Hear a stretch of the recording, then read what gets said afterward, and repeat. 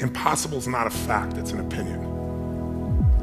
It's your opinion, and they'll say, no, science shows. I say, yeah, how many times has science showed something's impossible? Now science shows it's possible. Things are impossible until somebody does it. And what I tell people is, if you can just divorce the story of your limitation and marry the truth of your unlimited capacity, then the whole game changes.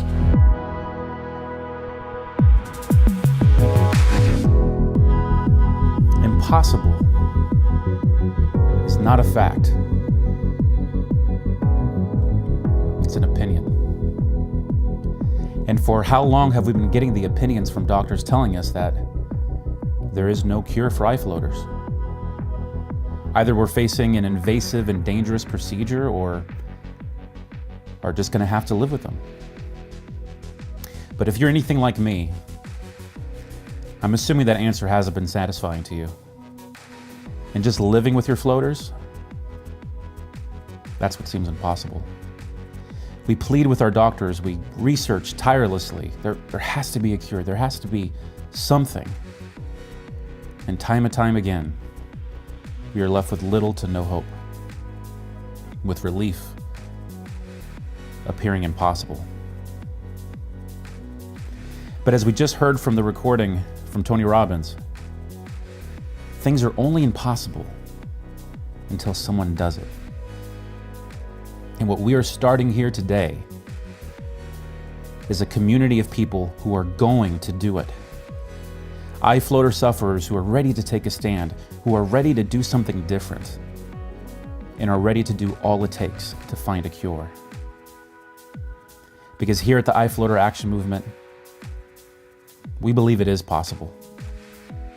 And better yet, we have a plan. And step one starts with this podcast.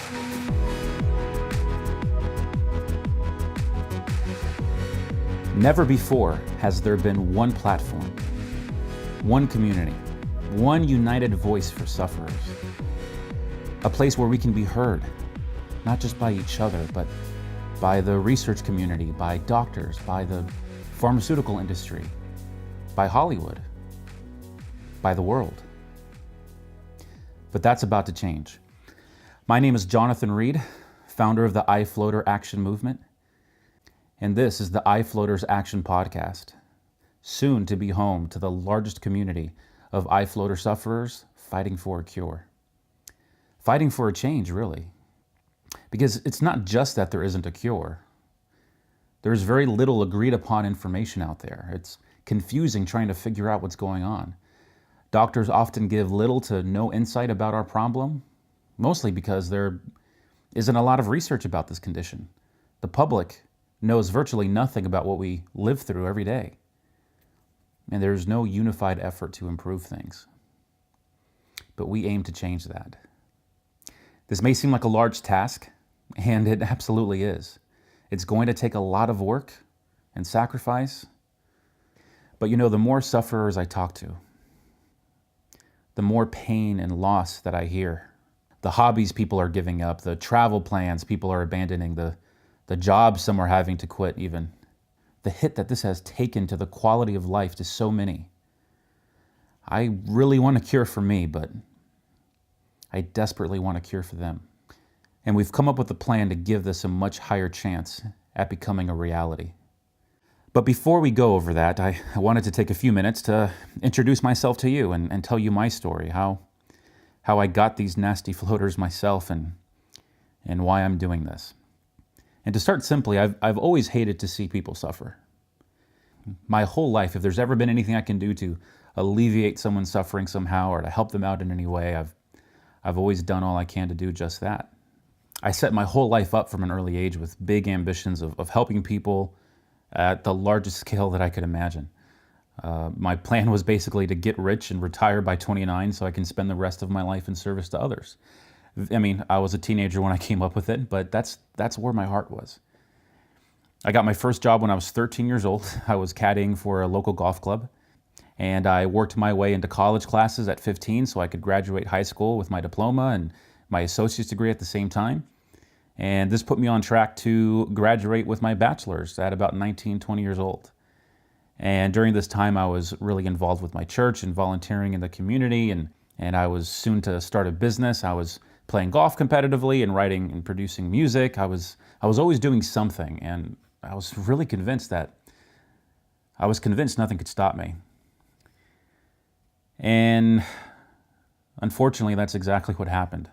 One day when I was walking back to my car after classes, I got in my truck, and this overwhelming tiredness and fatigue just came upon me out of nowhere. And so much so that I called the doctor. It was alarming. And they told me maybe it was, finals, or maybe I was stressed about something, not to worry about it. And so I took that to heart. I assumed that I'd probably be okay. But soon the fatigue got worse. I started losing interest in the things that I was the most active in. I wasn't playing golf anymore. I wasn't doing my music anymore. And slowly I stopped attending classes. I couldn't make it. I couldn't wake up in time. And I quit my job. And a year later, my life looked drastically different than it had before.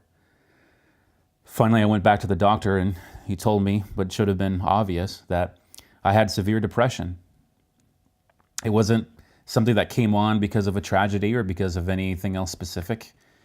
It ran in the family, and this is the age it typically presented itself.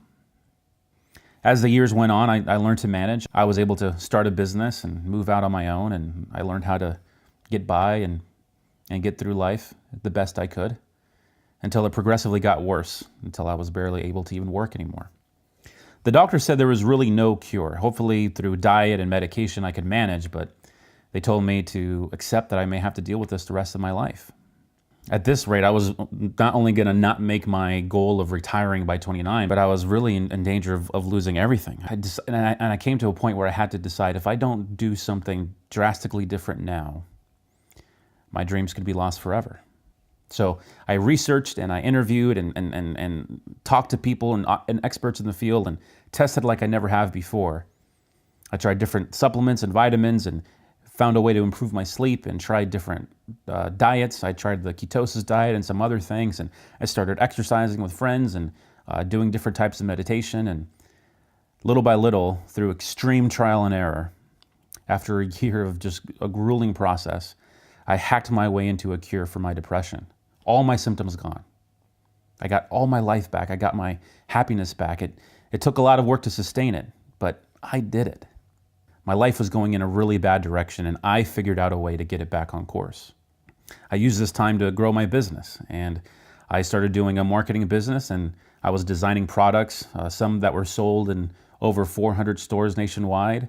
I helped a local restaurant expand from 2 locations to 6 within a couple of years. I helped a nonprofit fundraising organization raise over $500,000 in its first year. I've done a lot of consulting with other nonprofits that help children locally where I live, and some that are even taking care of an orphanage in Haiti, one that I've had the pleasure of visiting myself and doing some volunteer work. I made a documentary about that trip, actually, about that trip to Haiti and about the work that's going on down there and how much help they still need. I got to consult for some awesome speakers and authors. I have directed other award-winning films about causes that I felt were important. And I've been able to be mentored by great professionals in my space along the way. I was able to sort of get my life back together. I felt like if I could capitalize on the momentum that I was creating, maybe I could still get there. Maybe I could still retire at 29, or at least have a life where I could really do the things I always wanted to do and help at the largest scale imaginable. But either way, for the first time in my life, I was optimistic about my future again. I had my passion back. I was really loving life, and I felt so genuinely happy. It made me realize I hadn't felt happy in years. Until one day when I was getting up, going to the kitchen. I have a 2-hour routine that I do in the mornings to get me ready for my day. There's this vegetable green drink that I make, and just when I was finishing the last sip, at the end of the cup, I noticed this small dot. And for a second, I didn't know if it was in the cup or if it was coming from my eye. And it was pretty small, didn't think much of it. If it was in my eye, I figured, it's probably just some dust, it'll go away. But morning after morning, I would see that. And I would notice that when I would look up to my cabinets, some white cabinets that I have, that dot would still follow me. Again, it was fairly small. I didn't think it was that big of a deal, and so I just carried on. During this time, I spent a lot of time outside. I'm a big golfer. I like to go out for walks and I like to go for jogs every now and then. And we had some wildfires in our areas that was creating a lot of smoke, and my eyes started to get dry, and I noticed they were getting a little more blurry. And I developed this really large vein in my right eye. And for some reason, I didn't get it checked out. I just assumed that it would go away. They were maybe just extremely bloodshot, and I let it go. And I also took a little bit of time off for about a week or so at the end of September. And the first time I went back outside for my morning routine, going for my walk, I looked up to the sky, and that one little dot had become about 6 or 7 of them. And some were round and some were kind of stringy. And I'd never seen anything like that before. I felt like a huge weight of stress just hit me. And to say I was concerned would be an understatement. I immediately went back to my house and called the doctor. Set up a optometry visit, and basically they told me that I had syneresis developing. The vitreous in my eye was liquefying, and that's a somewhat normal thing to happen. It wasn't necessarily normal for someone my age to get it, but they told me, don't worry about it. It's not dangerous. You don't have any tears in your retina, and you'll be fine. It probably won't get that much worse. It'll probably get worse later on in your life, but you'll learn to ignore them. It'll be fine. Don't worry about it. And so I decided to take their advice. Okay, well, you know, these kind of suck, but I'm sure I can figure out a way to deal with them. Right around that time, me and my film team had a film festival we were attending up in Alaska, and I was really looking forward to the trip. Alaska is a beautiful state. I'd been there when I was young, and I was looking forward to seeing the state again. But on the airplane ride over there, I noticed that they were getting a little bit worse. Obviously, seeing the sky, it was very bright. I noticed I was getting a few more of them. And I also noticed that I had a new symptom, something that I would later learn was called visual snow. When we arrived in Alaska, I did my best to try to enjoy myself with the team, but every chance I got, usually when we were back in the hotel, I was researching for hours, trying to figure out what was going on. And through my research, that's where it really set in, that what I have here is permanent and could possibly get much worse. And that's when the anxiety really set in. And that's where that optimism that I had learned to develop just a few short months ago seemed to be fading away. I tried my best to stay in good spirits when I was around my team. I wanted us to really enjoy the festival. This was a big accomplishment for us. We were at an international film festival, having our film showed among some other really great films that were being made that year. We had some fun. We went ice fishing. We went up to the mountains and saw some beautiful sights. We had a really good time. But the more beauty we saw, the more I was confronted with this ugly new reality. After the last day of the festival, our team went out to dinner, and as we were walking in, I told them I had a business call that I had to take, and I had to meet them a little bit later. Really, I just needed an excuse to be on my own for a little. I took a walk around the city of Anchorage, which is a beautiful city, but I was feeling intense fear about my future. This hopelessness started to come back, and in a way I really never had it before. And the things that I dealt with before, I really believed that something could be done about them. This is the first thing that I was handling that, at least on paper, there really was no light at the end of the tunnel here.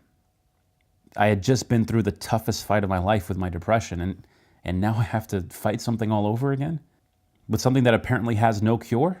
Something I would just have to live with for the rest of my life? All these questions, which I'm sure you're very familiar with. Would they get worse? How much worse would they get? Could I still enjoy a walk in the park or a beautiful sunset? Was it worth it to travel anymore? Could I still do photography? I'm a big golfer. Was that something that I could still do going forward? Can I still be happy with them? Is this something I'll just have to live with until I die? I was trying to find something positive desperately. I was trying to find the beauty in it. One of my mentors always taught me to ask yourself when something bad was happening, when circumstances just seemed like they were as low as they could get, where is the good in this?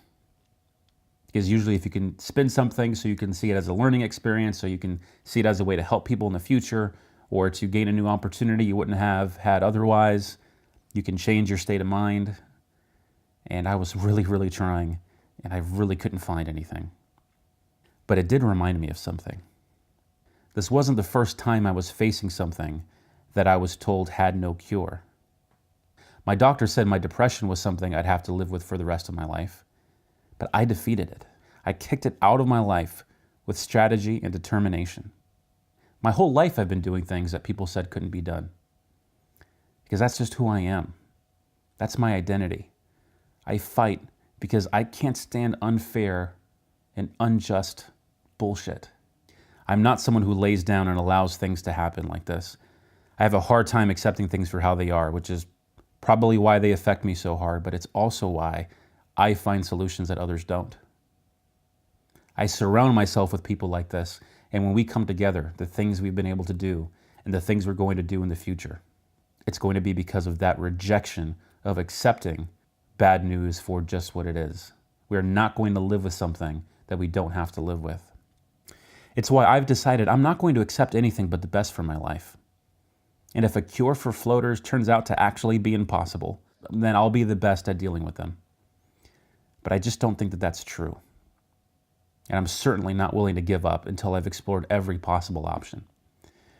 During my Alaska trip, I had about 7 of them. At the time of recording this podcast, I must have over 100. I've developed new symptoms. The visual snow has gotten worse. I now have these strange negative after images. But the worse my sight gets, the more clear it has become that something has to be done. Because when you look out there, surprisingly, you don't see much being done at all. And what is being done is not having a lot of success, unfortunately. And that's frustrating. It's discouraging, and it prevents others from getting active in this fight. There are many people just like us suffering from this. You can tell just by the high activity in the forums and the blogs. But no one has been able to truly capitalize on our willingness to fight, to understand this, to unite us into one movement. And before we create our own plan, we have to understand really what hasn't worked before so we can adjust and create something that has a higher chance of succeeding. So we've laid out 3 of the biggest problems of why we think that other attempts to fundraise and to bring the community together haven't been successful. The first one, when we look at forums and Facebook, Reddit groups, which I'm sure anyone listening has spent quite a bit of time on, I know I have, they can be very helpful because you can find information on there and you can obviously speak to a community and feel support from other people who are going through this. But unfortunately, there's unverified information on there and there's unverified claims. There's a lot of false hope and sometimes false pessimism also. It's easily infiltrated by scams and it's really just an uncontrolled environment. It's hard to keep everyone on the same page. So ultimately, an organized movement can't really be created out of this setup, which is why they tend to become more and more inactive as time goes on. The second problem has been Facebook pages. And there are so many of these forums and Facebook groups all over the place that it scatters us all over the internet. And it's really hard to know how many people are struggling with this and to bring everyone together into one cause or to one goal. Because generally they can only reach out to that one set of followers that they have. The second issue we found is with Facebook pages and really the use of social media in general. You can put social media accounts generally into one of 2 categories, active communities and passive communities.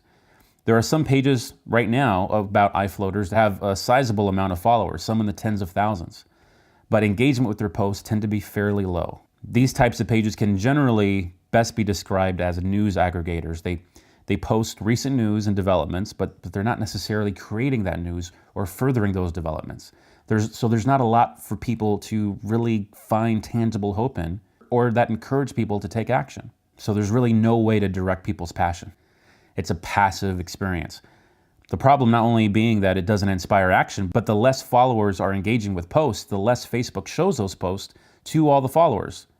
Those numbers can easily go under 10% of page followers who actually see the content of the page that they liked, because Facebook's algorithm basically decides that if you're not interacting with posts from this page, then maybe you're not all that interested. So you start seeing less and less of them over time. So if we're going to do this, we need to have an active community. Not active just in responding to the content and to the posts that we put out there and to the progress that we're making, but active in helping to create that content and creating that progress. The third largest problem we've seen is failed attempts to fundraise. Others have tried to fundraise and have gotten some surprising support, but most of the ones we found have all failed to reach their goal. One of the biggest reasons is because generally the goals are general and non-specific, and these types of goals aren't inspiring. To say that we want some money for ongoing research and to help fight the cause in and of itself doesn't necessarily inspire people to take action because they don't know where their money's going. They don't necessarily know what's going to be achieved, and it really just isn't enough to get people passionate. Think of sports, for example. Generally, each sport has a regular season, and then they have some sort of championship. And it's because we can't just play over and over and over and over again and keep people interested, even keep the players interested. We have to have a specific goal that we look to, that we decide that we want more than anything else. And all of the work we do is in a lead up to that and in preparation for that, because that is what we want to achieve. Non-specific goals generally don't inspire action. They don't encourage contributors. They don't incentivize researchers. Without a goal and a deadline, there's really no pressure. There's no urgency. There's no commitment to a specific outcome. There's no plan B if that outcome isn't reached. There's no follow-up plan. Bottom line, for a goal to be reached, it has to be compelling. It has to be achievable, and it has to be specific. Specific outcome, specific timeline. So if we're going to do something, we cannot be general. We cannot feel like we are spinning our wheels. We have to have tangible ways to measure if what we are doing is having success or not, so we can make swift adjustments and stay on track. If we are going to create a new movement, the biggest movement this cause has ever seen, we cannot be held back by these problems. We can't lose momentum, and we cannot fail, which is why the plan I'm about to present focuses mainly on correcting those problems, those very problems that have stopped virtually every movement in the past. So what we have for you is a 2-phase plan with one objective: to find and fund a cure to all types of eye floaters. And let's go over it. Phase 1 will focus on finding the cure. This phase is divided into 3 steps. Step 1 is to create one platform to unite sufferers. Why is this important? There is tremendous, undeniable power in numbers. That's how movements are started, not just with the large number, but with the growing number. You can't ignore a crowd. The more people we have involved on one platform, the more leverage we can create with the health industry. The more attention we can demand, the more change we can make. We need everyone who suffers from this horrible condition to gather in one location online for a public number for all to see, so everyone can see how much we care about this and that there are way more people struggling with this than they ever knew. By putting your name on this community, you are not just saying you are interested in learning about floaters, but that you're committed to fighting for a cure and are willing to fund it. Because if we can show whoever has the power to make this cure that hundreds of thousands, if not millions of people are ready to pay them for that cure or whatever procedure they may come up with, that is really going to light the fire under them. And that will definitely speed up our process of actually being able to make this into a reality. That will substantially increase their incentive to give us what we're looking for. So in this effort, we're going to have 3 main platforms, starting with this podcast. This podcast will be the main way that we communicate with you and the main way for us to communicate with the research community and anyone else who wants to help. This is how we're going to give you the best value, by creating a show that can keep you informed with the latest research, that can get you in touch with those actual researchers and doctors and other experts who are making progress in this field, and really to give you a way to ask them questions directly. We can take in your emails and your calls, and we can have them respond to some of your concerns directly. This is also a great way to get answers to questions I'm sure we've all had. What makes these floaters worse? Is there anything we can do to stop them from getting worse? How can I prevent this for my children in the future? Is there really any hope on the horizon? We can get these answers straight from those who know the most about this topic. We'll bring you inspiring stories of people who have triumphed and lived their best lives in spite of their floaters.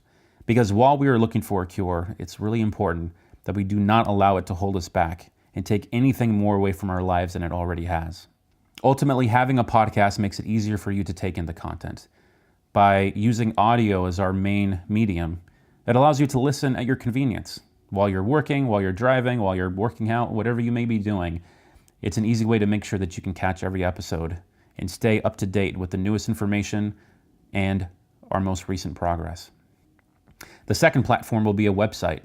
This website will concentrate on curated articles, keeping you up to date with the most recent news and developments, but more importantly, creating content ourselves to explain this issue in greater detail, debunking myths and giving support and methods of coping with this problem until a solution is found. It's really important to mention here that we will never sell any supplements or any fake solutions or misleading products. Our goal is not to give you false hope. It is to inspire you to take action with us to find a real cure that can benefit everyone. The third platform will be a large social media following. This is where that public number will be shown.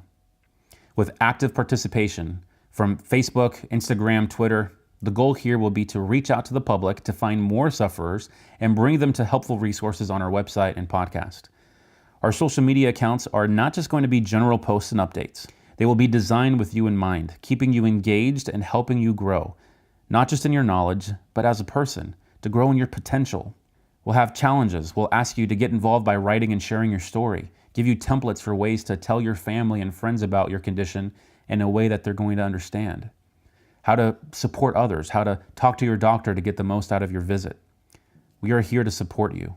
And I promise you, with this commitment, you will not just be a number.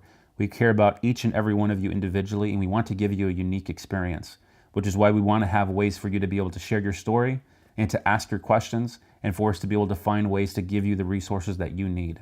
We're going to have team members living the most out of their lives and inspiring you to do the same, because that's really what we are fighting for, isn't it? To enjoy our lives to the fullest potential without anything holding us back or stealing our joy. We're really trying to do something different here. And hopefully this will be evident as we start releasing these things. On to step 2. This one's very important. We need to get small fundraising wins. At the end of the day, the medical field is going to be most motivated by the potential of profit. It's one thing to show them that we can get many people united into one group. It's a whole nother thing to show them that we are willing to fund their goals and cures. If we can show to be possibly the first community to successfully raise a set goal amount, we can make some real noise in this industry and prove that there actually is a market for this.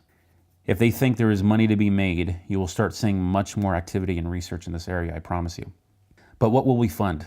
What will the money go towards? That brings us to the last step in phase 1, and by far the biggest one, and the culmination of everything we'll have done up to this point, which is step 3, uniting the research community.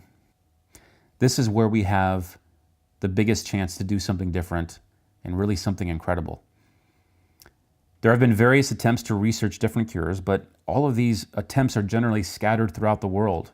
They're trying different methods. They're not feeding off the same information. Generally, they're not communicating with each other about their successes and failures. So progress has become very stagnated, and there has been no unified effort here.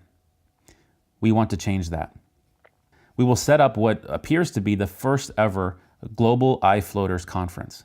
We will invite the top researchers and ophthalmologists in the world to present their research, get them in one room, and most importantly, establish a mutual knowledge base and come to a consensus on one line of research that they can all begin on together, dividing up different tasks among each other and consistently communicating.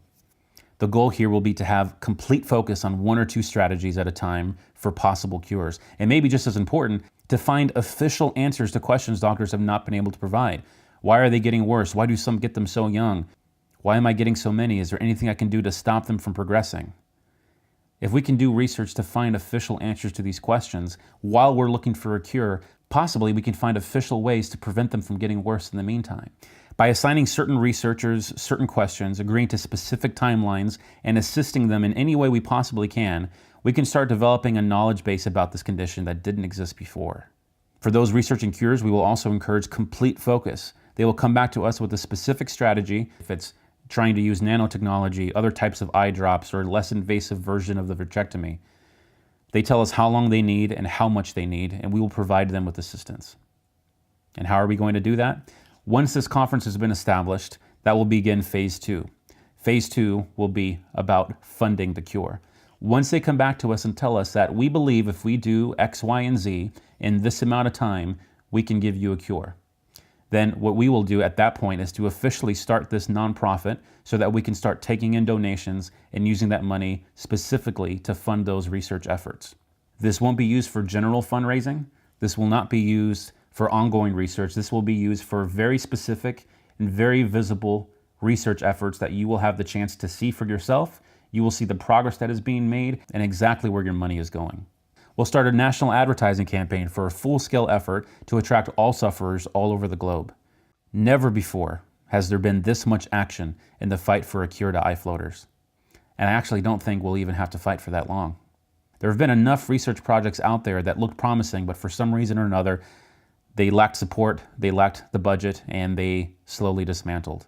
So if we can help them in this area, with the rate that medical technology is advancing, it may not have to take that long at all. But remember, none of this can be done unless we stand together, unless we invite others to join, unless we stay active in the community, and unless we grow it as large as we can. Unless we have a strong, active community, we won't get the attention we deserve. We won't produce any leverage, and we won't inspire action or motivation. But I see that as our power.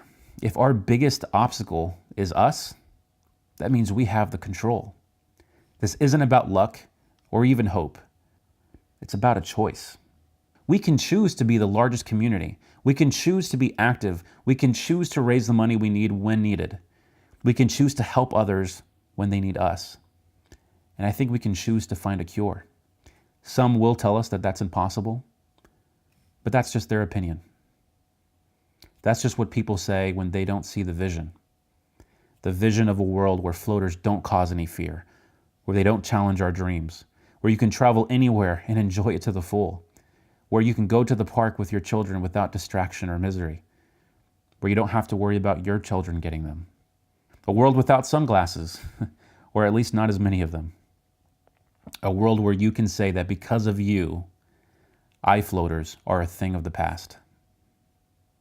If this is the world you want to create, then let's commit from this moment on to build this community, the community that will be responsible for finding the cure. And let's make that commitment public. A Facebook page has been created called the Eye Floaters Action Movement. There is one post pinned to the very top where the first line reads, "Are you committed?" On that post, if you want to get involved, simply comment, "I'm committed," and follow that page. Those who get started with us today will be leaders with us tomorrow. And if we're able to create this giant family of fellow sufferers and expand this research and find a cure, who knows? Maybe getting eye floaters will end up being the best thing that ever happened to us. For the next episode, we're planning a very special guest for you. There's already a lot of exciting developments in the research field and some new things that some people haven't heard about. And I think if you hear it straight from the source, it might give you as much hope as it gave me. So we're fighting really hard to get that guest for you. So until then, to recap, we're asking for 3 things from you. If you want to help grow this movement, please send this podcast to 2 people that you know would get value out of hearing this. Second, please find us on Facebook by opening up Facebook on your phone or your computer and searching Eye Floaters Action Movement. It will have a blue profile pic with the name on it. Find that first post and comment, "I'm committed," and follow that page. Lastly, if you want to get more involved, we are looking to bring on team members that can help us achieve these goals, mostly to help with creating the content for both social media and for the website. We're looking for content creators, we're looking for researchers, for writers, for translators. Anything you can do that you believe will help out with this, we would love to hear from you. Our email is the acronym for Eye Floaters Action Movement, so it's efamcontact@gmail.com. That's efamcontact@gmail.com. Of course, if you have any other questions or comments or thoughts about this show, we would love to hear from you. Feel free to reach out to us using the same email. So with that, thank you very much for listening to this first episode. We are looking forward to growing with you, and we have very big plans for the future. We have a great episode in store for you next time. And until then, keep fighting and keep smiling. So what I want you to do is think about something you want for you, that's real for you, that's important for you, that will give your life some special meaning and power. And I don't even want you to say, "I can do that." I don't want you to assume that. See, 5 years ago when I started out in this area, I would not have been able to make the mental leap that I would be up to where I am right now. I don't want you to begin to just psych yourself out. No. I want you to be able to say something to yourself that will enable you to maintain a level of integrity with yourself. That when you say this, even when you face tremendous setbacks, it will be a benchmark to keep you in the game, to keep you moving forward and experimenting and readjusting your strategy and your plan of action, continuously looking for ways to win. So what is that something? When you got an idea, you want to move on. You might not have the money. You might not have the education. You might not have the support or the resources you need. What is that something that can keep us going, that will enable us to act on our dream? What's one of those keys that will begin to help us to discover the secrets to our dream? Here's what I want you to repeat after me, please, with power and conviction. Say, it's possible. That's all I want you to do when you look at your dream. Just say to yourself every day, it's possible. Just say that every day to yourself. It's possible. It's possible.